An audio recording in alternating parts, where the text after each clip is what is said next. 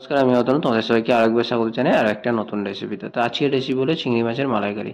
তো দেখে নেওয়া যাক কী কী লাগছে আমাদের চিংড়ি মাছের মালাইকারি বানাতে। সবার প্রথমে কিছুটা চিংড়ি মাছ নিয়ে তাদের কিন্তু নুন আর লঙ্কার গুঁড়ো দিয়ে ভালো করে আমি ম্যারিনেট করে নিচ্ছি। তারপর সেই ম্যারিনেট করা চিংড়ি মাছগুলো হালকা আঁচে কিন্তু কড়াইয়ের মধ্যে দিয়ে ফ্রাই করে নেবো।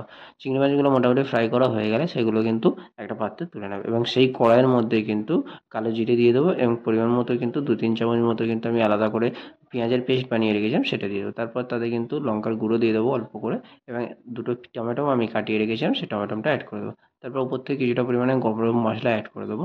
তারপরে কিন্তু আগে থাকতে আমি নারকেলের দুধ বানিয়ে রেখেছিলাম সেই নারকেলের দুধটা কিন্তু অ্যাড করে দেবো। 5-7 মিনিট হতে দেবো। তারপরে কিন্তু তাতে পরিমাণ মতো নুন অ্যাড করে চিংড়ি মাছগুলো অ্যাড করে দেবো। তারপরে তাতে 2-4টে লঙ্কা ছিঁড়ে দিয়ে দেবো। 7-8 মিনিট মতো রান্নাটা হতে দেবো। তারপরে ওপর থেকে ঘি ছড়িয়েই কিন্তু রেডি হয়ে যাবে আমাদের চিংড়ি মাছের মালাইকারি।